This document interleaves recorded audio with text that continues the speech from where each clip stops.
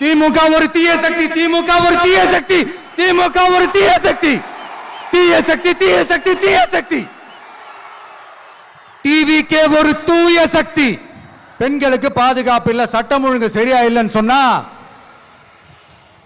தமிழ்நாட்டில் பெண்கள் பாதுகாப்பு தான் அதிகமா இருக்குதான். நீங்க சொல்லுங்க மக்களே, பெண்கள் பாதுகாப்பு இருக்கு, சட்டம் ஒழுங்கு சரியா இருக்கு? அவங்க சொல்றது உண்மையா? அவங்க சொல்றதை நீங்க ஏத்துக்கிறீங்களா? நான் சலுகைகளுக்கு எதிரானவன் கிடையாது.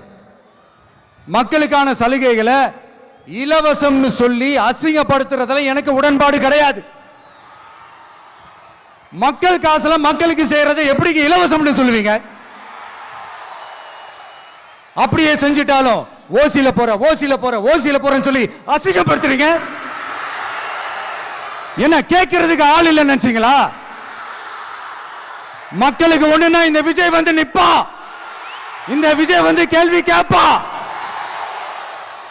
இந்த விஜய் எப்பவுமே மக்கள் பக்கம் தான், அதே மாதிரி மக்களும் என் பக்கம் தான். தமிழர்களின் நம்பர் 1 சாய்ஸ் தமிழ் மேட்ரிமோனி. மஞ்சள் மஞ்சள் பொதுவா நல்ல காரியங்கள் ஸ்டார்ட் பண்றதுக்கு முன்னாடி இந்த மஞ்சள் எடுத்து வச்சுதான் ஸ்டார்ட் பண்ணுவாங்க. நம்ம வீட்டில் கூட நம்ம அம்மா அக்கா தங்கைகள் நமக்காக நாம நல்லா இருக்கணும்ன்றதுக்காக மஞ்சள் புடவை கட்டிக்கிட்டு தான் வேண்டிக்குவாங்க. அப்படி அந்த மஞ்சள்னாலே ஒரு தனி வைப்பு தாங்க. நம்ம கொடியில கூட அந்த வைப்ரண்டான அந்த எனர்ஜெட்டிக்கான அந்த மஞ்சள் இருக்குமே, அந்த மாதிரி மங்களகரமான மஞ்சள் விளையிற பூமி தான் இந்த ஈரோடு பூமி. இங்க வந்து மஞ்சளை பத்தி பேசாம வேற எங்க போய் பேசுறது? அது மட்டும் இல்ல, இங்க ஒரு மகத்தான ஒரு மனிதரை பத்தி நம்ம பேசி ஆகணும். இந்த ஈரோடு மண் விவசாயத்துக்கும் பேர் போன மண். இங்க நடக்கிற அந்த விவசாயத்துக்கு மிக முக்கியமான ஒரு கவசமா இருக்கிறது என்ன தெரியுமா? காலிங்கராயன் அணை, காலிங்கராயன் கால்வாய். காலிங்கராயன் அணை கட்டினதுலையும் கால்வாய் வெட்டினதுலையும் உயிரான உணர்வு பூர்வமான நிறைய விஷயங்கள் இருக்குது. அப்படி அந்த ப்ராசஸ்ல அவர் அந்த அணை கட்டும் போதும் கால்வாய் வெட்டும் போதும் ரொம்ப சோர்வடைஞ்சிட்டாராம். அப்ப அவங்க அம்மா அதை பார்த்துட்டு சொன்னாங்களாம், மகனே காளிங்கா, தயிர் வித்த காசு தாழ்வாரம் வரைக்கும் இருக்குது, மோர் வித்த காசு முகுட வரைக்கும் இருக்குது, அதை எடுத்துக்கிட்டு போய் அணைய கட்டியா கால்வாய வெட்டியான்னு சொல்லி தைரியம் கொடுத்தாங்களாம். பெத்த அம்மா கொடுக்கிற அந்த தைரியம் இருக்கு பாருங்க, அதை தாண்டி வேற எதுவுமே கிடையாதுங்க. ஒரு மனுஷனால எதையும் சாதிச்சு காட்ட முடியும். அப்படி ஒரு தைரியத்தை தான் இப்ப நீங்க, என்னுடைய அம்மா அக்கா தங்கைகள் நண்பா நண்பிகள் தோழர்கள் எல்லாரும் எனக்கு கொடுத்திருக்கிறீங்க. அதே தைரியத்தை, அதே துணையா என் கூட நிக்கிறீங்க. இதை எப்படி நம்ம பிரிச்சு விடலாம்? இதை எப்படி நம்ம கெடுக்கலாம்? என்னெல்லாம் அவதூறுகள் நம்ம விஜய் மேல சொல்லி மக்களை நம்ப வைக்கலாம்? என்னெல்லாம் சூழ்ச்சிகள் நம்ம விஜய் மேல பண்ணி மக்களை நம்ப வைக்கலாம்? இப்படி சூழ்ச்சிகளை மட்டுமே நம்பி பொழப்ப நடத்துற சில சூழ்ச்சிக்கார கூட்டங்கள் இதை தொடர்ந்து செஞ்சுக்கிட்டு தான் இருக்கு. ஆனா அவங்களுக்கு தெரியாது, இது இன்னைக்கு நேத்து வந்த உறவு இல்ல. கிட்டத்தட்ட 30-33 வருஷத்துக்கு மேல இருக்கிற உறவு. ஏன் நான் சினிமாக்கு வந்தப்போ எனக்கு வயசு 10, அப்பல இருந்தே இந்த உறவு ஸ்டார்ட் ஆகி போயிட்டு இருக்குன்னு அவங்களுக்கு தெரியாம போச்சு. அதனால என்ன பண்ணாலும், நீங்க என்ன ட்ரை பண்ணாலும், எல்லாத்தையும் விட்டுட்டு மக்களுக்காக வந்திருக்கிற இந்த விஜய மக்கள் ஒரு நாளும் கைவிட மாட்டாங்க. மக்கள் கூடவே நிக்கிறாங்க, கூடவே நிப்பாங்கன்னு அவங்களுக்கு தெரியாம போச்சு. என்னப்பா நிப்பீங்கல்ல? உங்களை நம்பிதாப்பா வந்திருக்கிறேன். அதான் இந்த சத்தம் தாங்க வாழ்நாள் பூரா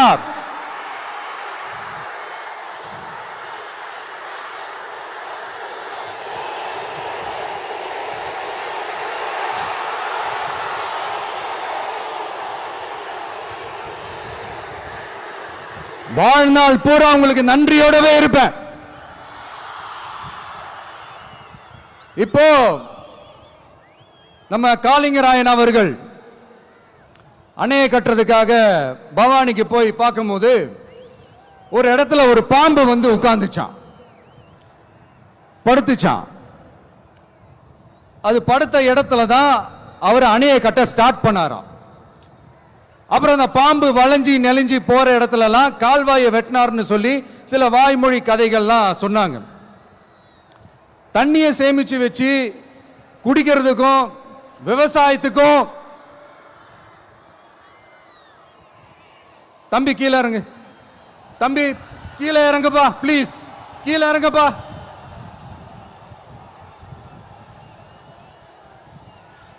ஓகே, தேங்க்யூ தேங்க்யூ. கீழே இறங்குங்க, கீழே இறங்குப்பா. நீ இறங்கினாதான் புத்தம் கொடுப்பேன்.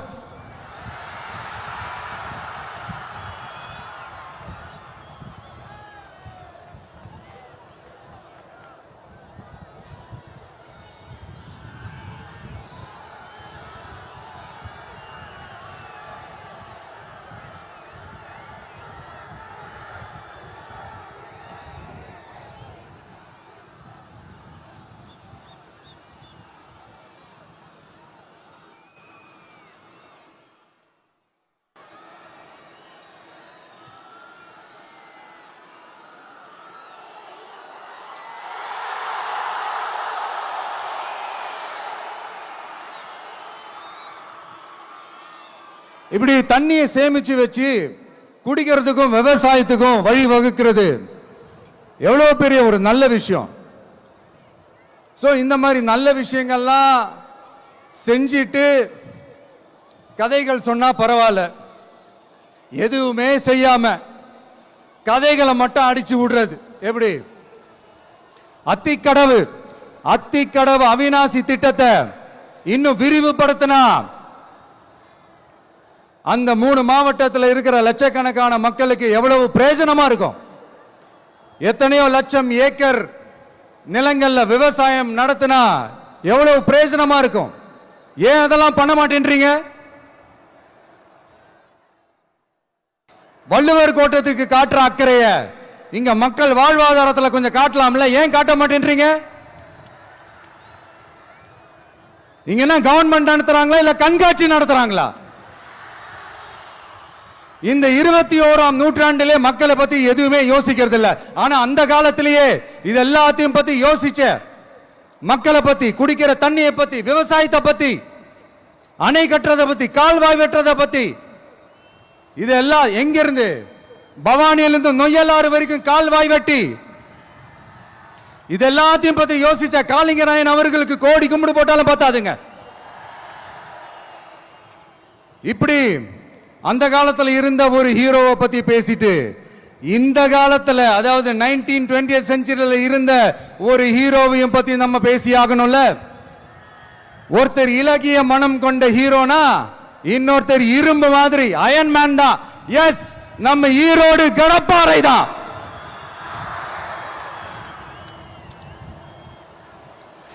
ஒட்டுமொத்த தமிழ்நாட்டையே திருப்பி போட்ட சீர்திருத்த நெம்புகோல் ஈரோடு மாவட்டத்தில் பிறந்த அவர்தான் இந்தியாவுக்கே இடஒதுக்கீடு சம்பந்தமான அரசியல் சட்டத்தை திருத்தறதுக்காக போராட்டம் நடத்தினவர் யாரு? நம்ம தந்தை பெரியாரு. 100 வருஷத்துக்கு முன்னாடியே வகுப்பு வாரி பிரதிநிதித்துவம் வேணும்னு கேட்டவர். அன்னைக்கும் சரி இன்னைக்கும் சரி ஒரு ஆச்சரியத்தோட பார்க்கக்கூடிய ஒரு மனிதர், நம்மளுடைய கொள்கை தலைவர். அப்ப அண்ணாவும் எம்ஜிஆரும் யாரு? பெரியார் அவர்கள் கிட்ட இருந்து எங்களுக்கு தேவையான கொள்கைகளை எடுத்துக்கிட்டோம். அவரை ஃபாலோ பண்ற, அவரை வழிகாட்டி ஏத்துக்கிட்ட அண்ணா அவர்கள் கிட்ட இருந்தோம், எம்ஜிஆர் அவர்கள் கிட்ட இருந்தோம் தேர்தல் அணுகுமுறையை எடுத்துக்கிட்டோம். அண்ணாவும் எம்ஜிஆரும் தமிழ்நாட்டோட சொத்து. அவங்கள பயன்படுத்துறத பத்தி யாரும் இங்க கம்ப்ளைண்ட்லாம் பண்ண முடியாது. அண்ணா எங்களோடது, எம்ஜிஆர் என்னோடது, எங்களோடது, நீங்களா எடுத்துக்க கூடாது அப்படிலாம் யாரும் இங்க அழுதுட்டு இருக்க முடியாது, சொல்லிவிட்டேன். அதனால நாங்க ஒரு வழியில அரசியல் செஞ்சுக்கிட்டு போயிட்டு இருக்கிறோம். உங்களுக்கு தான் டிவிக்கு ஒரு பொருட்டே இல்லைல்ல, அப்புறம் ஏன் கதறீங்க? அப்புறம் ஆளாளுக்கு அங்க போயிட்டு இங்க போயிட்டு புலம்பி தள்ளிக்கிட்டு இருக்கிறீங்க. இது எப்படி இருக்கு தெரியுமா? எனக்கு பயம் இல்ல, எனக்கு பயம் இல்ல அப்படின்னு சத்தமா சவுண்ட் விட்டுக்கிட்டே சத்தமா பாட்டு பாடிக்கிட்டு இந்த நடுங்கிக்கிட்டே சின்ன பசங்க நடந்து போவாங்க, அந்த மாதிரி இருக்கு. முதல்ல மண்டையில இருக்கிற கொண்டைய மறைங்க சார்.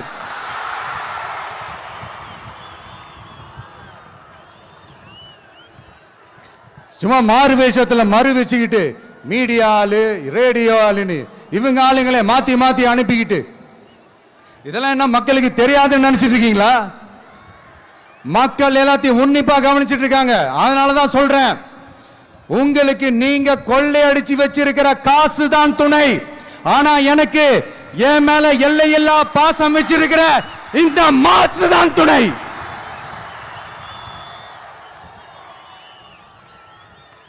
இப்படி நமக்கு துணையா இருக்கிற ஈரோடு மக்களுக்காக நான் இப்போ குரல் கொடுக்கலாம் வந்திருக்கிறேன்.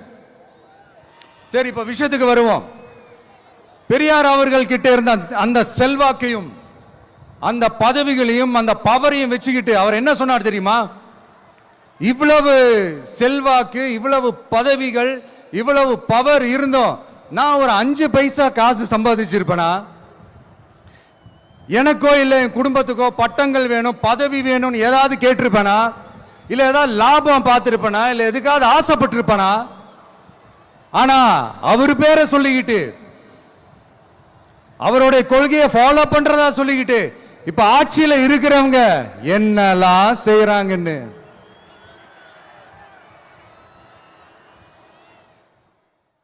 அதனாலதான் சொல்றோம், பெரியார் பேரை சொல்லிக்கிட்டு தயவு செஞ்சு கொள்ளையடிக்காதீங்கயா, தயவு செஞ்சு கொள்ளையடிக்காதீங்க. அவரு பேரை சொல்லிக்கிட்டு பெரியார் பேரை சொல்லி கொள்ளையடிக்கிற இவங்க தான் நம்மளுடைய அரசியல் எதிரி. மக்களை நீங்க சொல்லுங்க, நம்மளுடைய அரசியல் எதிரி யாரு? நம்மளுடைய கொள்கை எதிரி யாரு? ரிப்பீட், நம்மளுடைய அரசியல் எதிரி யாரு? நம்மளுடைய கொள்கை எதிரி யாரு? உங்களுக்கு புரியுது இல்ல? எனக்கு அது போதும்யா, எனக்கு வேற எதுவுமே தேவையில்லை.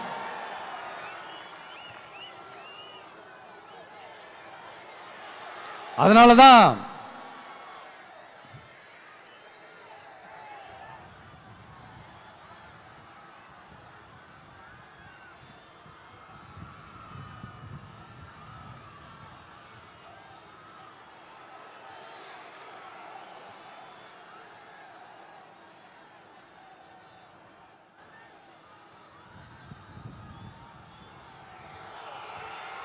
உங்களுக்கு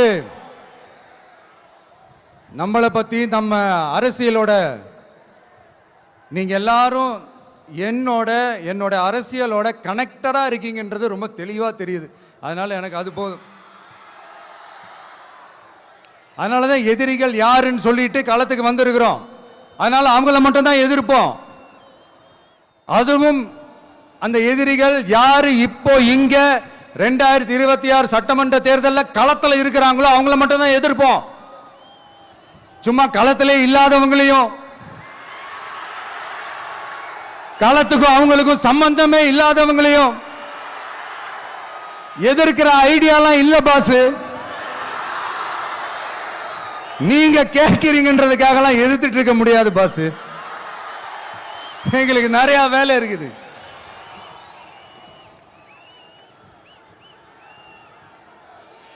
எத்தனை எத்தனை பொய்யான வாக்குறுதிகள். வந்த உடனே நீட்டை ரத்து செய்வோம், கல்வி கடனை ரத்து செய்வோம், கேஸ் சிலிண்டருக்கு மானியமா 100 ரூபாய் தருவோம், என்னெல்லாம் அடிச்சு விட்டுட்டு இன்னி வரைக்கும் கேட்கிறேன், இதெல்லாம் சொன்னாங்களே செஞ்சாங்களா? இவங்க எப்பவுமே இப்படிதான், சொல்றது ஒண்ணு செய்யறது ஒண்ணு. திமுகவும் பிரச்சனைகளும் ஃபெவிகால் போட்டு ஓட்டின ஃப்ரெண்ட்ஸ் மாதிரி ஒன்னில இருந்து ஒன்ன பிரிக்கவே முடியாது.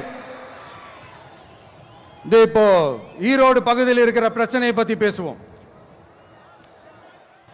பெரியார் பேரை மட்டும் சொல்லிக்கிட்டு எப்படி அவரோட கொள்கைகளுக்கு எதிராக செயல்படுறாங்களோ அப்படிதான் இந்த மஞ்சள் நகரத்தோட மஞ்சளுக்கும் ஒண்ணும் பண்ணல, மஞ்சள் விவசாயிகளுக்கும் ஒண்ணும் பண்ணல. ஆராய்ச்சி மையம், சிறப்பு மையம்னு கோடி கோடியா டெண்டர் விட்டாங்க, பேருக்கு கட்டிடத்தை கட்டினாங்க. ஆனா உலகமே போட்டி போட்டு வாங்குற மஞ்சளை மதிப்பு கூட்டி விற்பனை செய்ய, அதாவது அதோட வேல்யூ இன்க்ரீஸ் பண்ணி நம்ம விவசாயிகளுக்கும் இந்த மாவட்ட மக்களுக்கும் நன்மை செய்ய இதுவரைக்கும் என்ன செஞ்சிருக்காங்கன்னு யோசிச்சு பார்த்தா ஒரு பெரிய ஜீரோ தான். கரும்பு நெல்லுக்கு அரசாங்கம் விலை பிக்ஸ் பண்றாங்க, அதையும் ஒழுங்கா பண்றதில்ல. ஒவ்வொரு முறையும் பிரச்சனை. அங்க நெல் கொள்முதல் செய்யறதுல ஊழல். சரி, நாம கஷ்டப்பட்டு விளைய வச்சது வீணா போக கூடாதுன்னு நினைச்சு நம்ம விவசாயிகள் கேட்கிற லஞ்சத்தை கொடுத்தாலும் அதுக்கப்புறம் கூட அந்த கொள்முதல் ஒழுங்கா நடக்கிறது இல்லை. அதையும் தாண்டி ஏதோ ஒரு விலை விவசாயிகளுக்கு கிடைக்குது.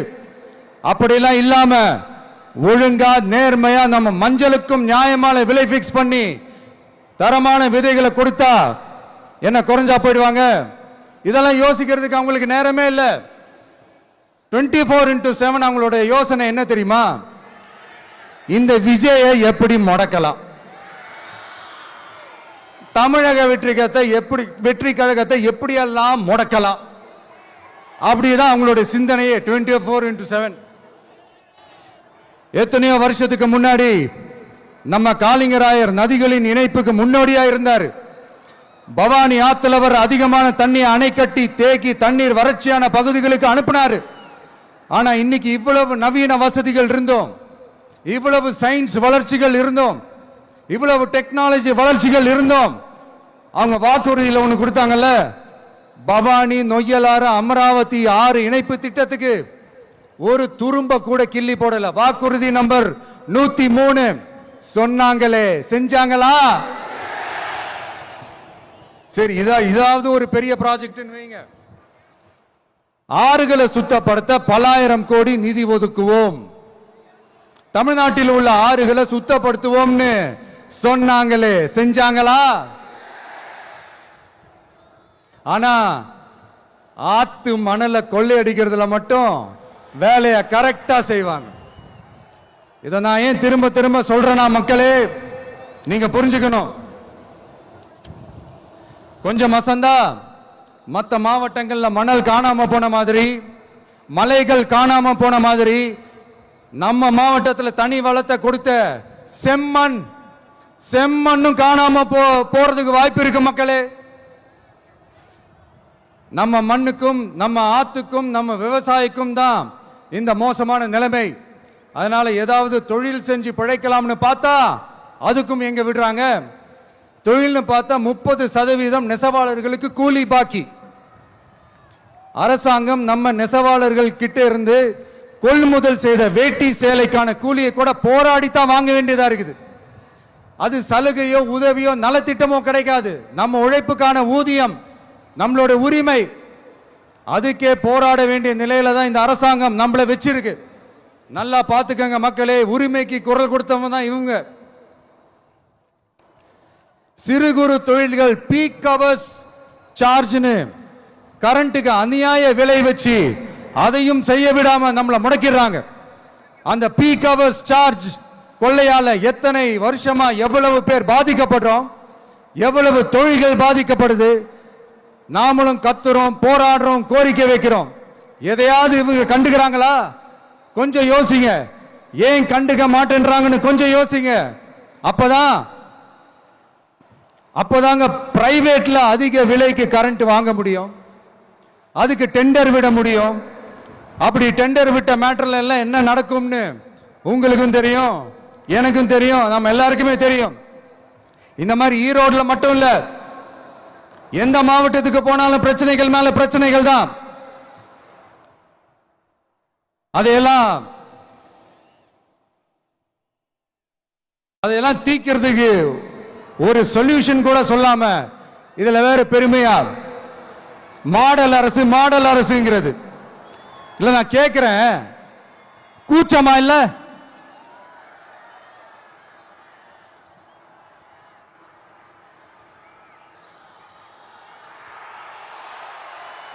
இதெல்லாம் கேட்டா அப்படியே நம்ம பக்கம் யூட்டர்ன் அடிச்சு வந்துருவாங்க. விஜய் என்ன அரசியல பேச மாட்டேன்றாரு, விஜய் என்ன சினிமா டயலாக் மாதிரி பேசுறாரு, விஜய் என்ன பஞ்ச் டயலாக் பேசுறாரு, விஜய் என்ன 10 நிமிஷம் தான் பேசுறாரு, 9 நிமிஷம் தான் பேசுறாரு. நான் எத்தனை நிமிஷம் பேசினா உங்களுக்கு என்ன சார்? நான் எப்படி பேசினா உங்களுக்கு என்ன சார்? உள்ள விஷயம் என்னன்னு பாருங்க சார். ஒவ்வொரு மாவட்டத்துக்கும் போய் மக்கள் ஃபேஸ் பண்ற பிரச்சனைகளை எடுத்து பேசிட்டு இருக்கிறேன். பின்ன அது அரசியல் இல்லாம வேற எதுதான் அரசியல்? உங்களை மாதிரி தனிப்பட்ட முறையில தரக்குறைவா அசிங்க அசிங்கமா பேசுறதுதான் அரசியல்னா அந்த அரசியல் நமக்கு வராது. வராதுன்னா நல்லாவே வரும். உங்களை விட எனக்கு அது நல்லாவே வரும். வேணான்னு விட்டு வச்சிருக்கிறோம். அப்புறம் உங்களுக்கு நமக்கு என்ன வித்தியாசம்? காஞ்சிபுரத்தில் நாம பேசும்போது இந்த மாதிரி உங்களால் அமைக்கப்பட போற ஆட்சியில நம்ம ஆட்சிக்கு வந்த உடனே என்னெல்லாம் செய்ய போறோம்ன்றது சிலது சொன்னோம். அதையெல்லாம் தப்பா புரிஞ்சுக்கிட்டு இப்போ சொல்றேன், விளக்கமா சொல்றேன். நான் சலுகைகளுக்கு எதிரானவன் கிடையாது. மக்களுக்கான சலுகைகளை இலவசம்னு சொல்லி அசிங்கப்படுத்துறதுல எனக்கு உடன்பாடு கிடையாது. மக்கள் காசுல மக்களுக்கு செய்யறதை எப்படி இலவசம்னு சொல்லுவீங்க? அப்படியே செஞ்சிட்டாலும் ஓசில போறேன்னு சொல்லி அசிங்கப்படுத்துறீங்க. என்ன கேட்கறதுக்கு ஆள் இல்லைன்னு நினைச்சீங்களா? மக்களுக்கு ஒண்ணுன்னா இந்த விஜய் வந்து நிப்பா, இந்த விஜய் வந்து கேள்வி கேட்பா. இந்த விஜய் எப்பவுமே மக்கள் பக்கம் தான், அதே மாதிரி மக்களும் என் பக்கம் தான். என் மக்கள் மானத்தோட மரியாதையோட கௌரவத்தோட வாழணும். என் மக்கள் யாருக்கும் கீழே கிடையாது. அப்படி அவங்க கௌரவத்தோட வாழணும்னா அவங்களுக்கான வாழ்க்கை தரம் உயரணும். வாழ்க்கை தரம் உயரணும்னா அவங்களோட வாழ்வாதாரம் உயரணும். வாழ்வாதாரம் உயர்ந்தாதான் பொருளாதாரம் உயரும். பொருளாதாரம் உயர்ந்தாதான் வசதி வாய்ப்புகள் உயரும். இதெல்லாம் உயர்ந்தாலே ஆட்டோமேட்டிக்கா அவங்களோட வாழ்க்கை தரம், அவங்களுக்கான மரியாதை, அவங்களுக்கான கௌரவம் எல்லாமே உயரும். இதுக்கான வழிகள், அந்த சூழல்களை அந்த கவர்மெண்ட் அமைச்சு கொடுக்கணும். இதுக்கான அந்த திட்டங்களை செயல்படுத்தணும். இதெல்லாம் செஞ்சாதான் அந்த அரசாங்கம் ஒரு நல்ல அரசாங்கம். இதைத்தான் சொன்னோம்.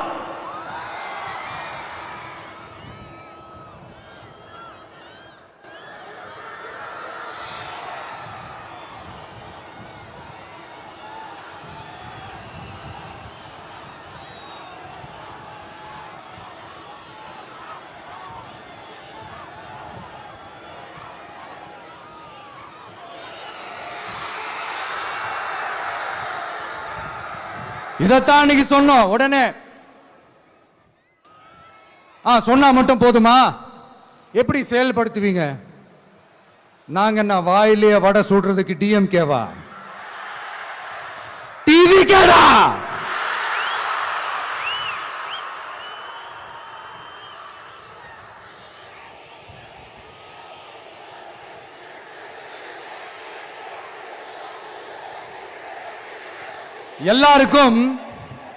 எல்லாருக்கும் நிரந்தரமான ஒரு வீடு இருக்கணும்னு சொன்னோம்.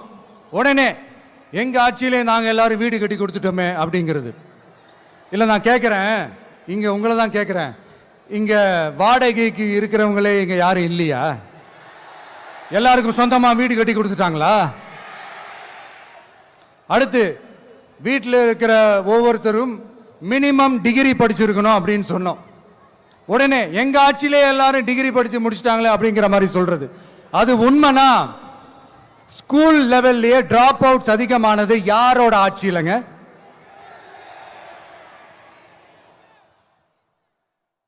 பசங்க பிள்ளைங்க யாரும் ஸ்கூல்ல சேரலன்னு சொல்லிட்டு எனக்கு தெரிஞ்சு 207 கவர்மெண்ட் ஸ்கூல்ஸ் மூடினது யாரோட ஆட்சியிலங்க? இதுல கல்வியில் சிறந்த தமிழ்நாடுன்னு டிராமா வேற. அடுத்து குடும்பத்தில் ஒருத்தருக்கு நிரந்தரமான வருமானம் வரணும், வேலை வாய்ப்பு கிடைக்கணும் அப்படின்னா நாங்க கொடுக்காத வருமானமா, நாங்க கொடுக்காத வேலையா அப்படிங்கிறது. எத்தனையோ லட்சம் காலி பணியிடங்கள் நிரப்புவோம்னு வாக்குறுதி கொடுத்துட்டு ஆட்சிக்கு வந்தீங்களே, எத்தனை லட்சம் காலி பணியிடங்களை நிரப்புனீங்க? அட்லீஸ்ட் 1 லட்சம் காலி பணியிடங்களாவது நிரப்புனீங்களா? இதெல்லாம் சொல்லிட்டு மக்களை ஏமாத்துறது யாரோட ஆட்சியிலங்க? அடுத்து ரொம்ப முக்கியமா, பெண்களுக்கு பாதுகாப்பு இல்ல, சட்டம் ஒழுங்கு சரியா இல்லைன்னு சொன்னா தமிழ்நாட்டில் பெண்கள் பாதுகாப்பு தான் அதிகமா இருக்குதான். நீங்க சொல்லுங்க மக்களே, பெண்கள் பாதுகாப்பு இருக்கு? சட்டம் ஒழுங்கு சரியா இருக்கு? அவங்க சொல்றது உண்மையா? அவங்க சொல்றதை நீங்க ஏத்துக்கிறீங்களா? சத்தமா கேக்குதா சார்? இதுதான் ரியாலிட்டி, இதுதான் நிஜம். நம்மளுடைய ஆட்சியில சட்டம் ஒழுங்குல சமரசமே இருக்காது. அதனாலதான் இவ்வளவு ஸ்ட்ராங்கா சொல்றோம், தைரியமா இருங்க மக்களே. இந்த மாதிரி விஷயங்கள்லாம் நம்ம மக்கள் கிட்ட எடுத்து சொன்னா உடனே இந்த இது எடுத்துட்டு வந்துருவாங்க.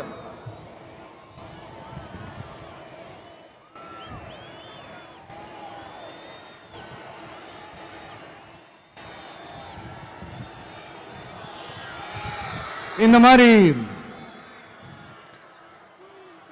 இதெல்லாம் என்னென்ன செய்ய போறோன்றது சிலதெல்லாம் காஞ்சிபுரத்தில் சொன்ன மாதிரி சொன்னா எல்லாத்தையும் தப்பு தப்பா திருச்சி பேசிக்கிட்டு அவதூறு பரப்பிக்கிட்டு. நான் கூட யோசிப்பேன், எம்ஜிஆர் அவர்களும் மேடம் ஜெயலலிதா மேடம் அவங்களும் ஒரே வார்த்தையில சொல்லி இந்த திமுகவை காலி பண்ணாங்கல்ல. நான் கூட யோசிப்பேன், ஏன் இவ்வளவு ஹார்ஷா பேசுறாங்க, ஏன் இவ்வளவு ஹார்ஷா அவங்கள திட்டுறாங்கன்னு யோசிச்சது உண்டு. இப்பதானே புரியுது. அவங்க 2 பேரும் சொன்னதை இப்ப நானும் ரிப்பீட் பண்றேன். திமுக ஒரு தீய சக்தி, திமுக ஒரு தீய சக்தி, திமுக ஒரு தீய சக்தி, திமுக ஒரு தீய சக்தி, தீய சக்தி, தீய சக்தி, தீய சக்தி. என் நெஞ்சில் குடியிருக்கும் ஈரோடு மக்களே,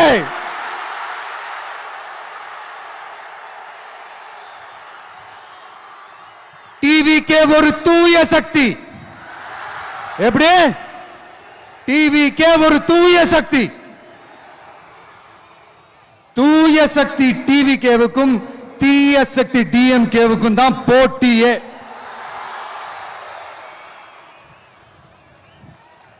என்ன முடக்கலாம்னு நினைக்கிறீங்க, ஆனா இந்த சத்தத்தை ஒரு நாள் உங்களால முடக்க முடியாது. மக்கள் விரோத திமுக அரசை வீழ்த்த மக்கள் சக்தியான நம்மளால மட்டும்தான் முடியும். அண்ணன் செங்கோட்டையன் அண்ணன் அவர்கள் நம்ம கூட வந்து சேர்ந்தது நமக்கு ஒரு மிகப்பெரிய ஒரு பலம். அந்த மாதிரி செங்கோட்டையன் அண்ணன் அவர்கள் மாதிரி இன்னும் நிறைய பேர் வந்து சேர இருக்கிறாங்க. அவங்க எல்லாருக்குமே அந்த உரிய அங்கீகாரத்தை கொடுப்போம். அது மட்டும் இல்ல, அப்புறம் இன்னொரு விஷயம் சொல்ல மறந்துட்டேன். இப்ப ரீசெண்டா ஒரு இடத்துல நம்ம சிஎம் சார் அவர்கள் பேசும்போது சொன்னாங்க, என் கேரக்டரையே புரிஞ்சுக்க மாட்டேங்கிறேன். இது சினிமா டயலாக் இல்லையா? நான் ஏதாவது பேசினா சினிமா டயலாகா? சார் பேசினா அது சினிமா டயலாக் இல்லையா? சிலப்பதிகாரத்திலிருந்து எடுத்ததா அந்த லைன். என் கேரக்டரையே புரிஞ்சிக்க மாட்டேன்றது. உங்களை எப்படி தான் சார் புரிஞ்சுக்கிறது? எந்தெந்த விஷயத்துலலாம் சார் உங்க கேரக்டர் நாங்கள் புரிஞ்சுக்கிறது? அதையும் நீங்களே சொல்லிட்டீங்கன்னா கொஞ்சம் நல்லா இருக்கும் சார். சட்டம் ஒழுங்குல நாடே சந்தி சிரிக்குது அதுலையா? பெண்கள் பாதுகாப்புல நாடே சந்தி சிரிக்குது அதுலையா? பொய் வாக்குறுதிகளா கொடுத்து ஏமாத்தி ஆட்சிக்கு வந்தீங்களே அதுலையா? எதுல தான் சார் உங்க கேரக்டர் நாங்க புரிஞ்சுக்கிறது? ஆனா ஒண்ணு, தமிழ்நாட்டில் ஆட்சி செய்யற நீங்களும் சரி, ஒன்றியத்தில் ஆட்சி செய்யறவங்களும் சரி, நீங்க ரெண்டு பேரும் முதல்ல என்னோட கேரக்டரை புரிஞ்சுக்கணும் சார். என்னோட கேரக்டர்னு சொன்னது நம்ம மக்களோட கேரக்டரை. 2026 சட்டமன்ற தேர்தலோட அந்த கேரக்டரே கொஞ்சம் வேற மாதிரி சார். அத கொஞ்சம் தயவு செஞ்சு நீங்க புரிஞ்சுக்கணும் சார். புரிஞ்சுக்கலனா மக்களே உங்களுக்கு புரிய வைப்பாங்க சார். கான்பிடென்ட்டா இருங்க சார். நல்லதே நடக்கும் சார். வெற்றி நிச்சயம் சார். மீண்டும் சந்திக்கும் வரை நன்றி, வணக்கங்க சார். நண்பா, நண்பிகள், இங்க வந்து எல்லாம் வந்து பார்த்தோம், எல்லாம் நல்லபடியா நடந்தது. சேஃபா வந்துட்டு சேஃபா வீட்டுக்கு போயிடுங்க. எனக்கு எல்லாத்தையும் விட நீங்க தான் எனக்கு முக்கியம். தயவு செஞ்சு சேஃப்டியா போயிட்டு வாங்க. தமிழர்களின் number one choice Tamil matrimony.